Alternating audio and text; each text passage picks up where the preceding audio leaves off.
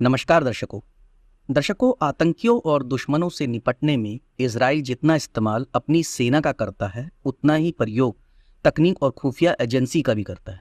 बीते करीब एक साल से इजराइल का संघर्ष हमास के साथ चल रहा है और लेबनान में सक्रिय उग्रवादी संगठन हिजबुल्लाह की ओर से भी हमले किए गए हैं। इस बीच इजराइल ने हिजबुल्लाह पर चौंकाने वाला अटैक किया है। ये ऐसा अटैक था कि एक ही वक्त में पूरे लेबनान में हिजबुल्लाह वालों के पास जो पेजर थे उनमें जोरदार धमाका हुआ। इन विस्फोटों में 9 लोगों की मौत हो गई, जबकि करीब 3000 लोग बुरी तरह से जख्मी हो गए। इस अटैक ने लेबनान, हिजबुल्लाह ही नहीं बल्कि पूरी दुनिया को चौंका दिया। इसके अलावा इजराइल की खुफिया एजेंसी मोसाद ने एक बार फिर से दुनिया को अपने प्रभुत्व से अवगत कराया है।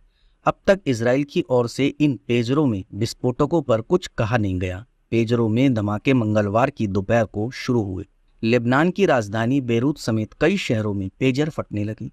कई प्रत्यक्षदर्शियों ने बताया कि लोगों की जेबों में रखे पेजर फटने लगे और धुआं उठता दिखा। यह विस्फोट ऐसे थे कि जैसे किसी ने गोली मारी हो या फिर पटाखा दागा हो।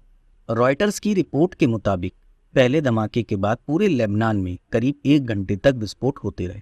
देखते ही देखते हजारों की संख्या में लोग अस्पतालों में पहुंचने लगे। इन सभी की एक ही शिकायत थी कि पेजर फटने से उनकी ये हालत हुई। 9 लोग तो ऐसे थे जिनकी पेजर ब्लास्ट में मौके पर ही मौत हो गई। अब तक विश्लेषक ये अनुमान भी लगा रहे हैं कि आखिर कैसे हिजबुल्लाह के पेजरों में अचानक से ब्लास्ट हुए। कुछ लोगों का कहना है कि इजरायली एजेंसी ने इन पेजरों को हैक कर लिया और उसके चलते बैटरीज को इस लेवल तक ले जाया गया कि वह ओवरहीट हो गई और फिर डिवाइस ही फट गई। वहीं कुछ जानकारों का मानना है कि मैन्युफैक्चरिंग के दौरान ही खेल कर दिया गया था। इसके तहत एक निश्चित मात्रा में इन पेजरों में विस्फोटक डाल दिए गया और फिर कोडेड मैसेज भेजकर सभी में एक साथ विस्फोट करा दिया। अब तक की मिली जानकारी के अनुसार इन पेजरों में लगभग 3 ग्राम विस्फोटक डाला गया था। माना जा रहा है कि इजराइल ने यह जानकारी जुटा ली थी कि हिजबुल्लाह पेजर ऑर्डर कर रहा है। इसके बाद उसने उनकी मैन्युफैक्चरिंग में ही छेड़छाड़ करा दी। एक सैन्य जानकार के अनुसार ऐसी डिवाइसेस में भी 15 से 20 ग्राम तक विस्फोटक छिपाया जा सकता है। इसे एक फर्जी इलेक्ट्रॉनिक कंपोनेंट के भीतर रखा जा सकता है। इसके बाद डिवाइस पर एक कोडेड मैसेज भेजकर विस्फोट कराया जा सकता है। इस घटना ने पूरी दुनिया में चिंता पैदा कर दी। मोबाइल, टीवी जैसे तमाम गैजेट को लेकर भी लोगों में चिंता हो रही। अब तक इस हमले की जिम्मेदारी किसी ने ली नहीं है, लेकिन लेबनान के पीएम और हिजबुल्लाह ने इजराइल पर आरोप लगाया है। पीएम नजीब मिकाती ने कहा है कि ऐसे धमाके लेबनान की संप्रभुता पर हमला है। वहीं हिजबुल्लाह ने कहा है कि हम इसके लिए इजराइल को जिम्मेदार मानते हैं और उसे खामियाजा भुगतना होगा।